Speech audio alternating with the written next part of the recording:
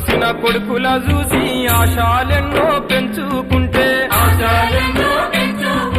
చదువుకొని గొప్పోళ్ళయి సాతారని కలలు గంటే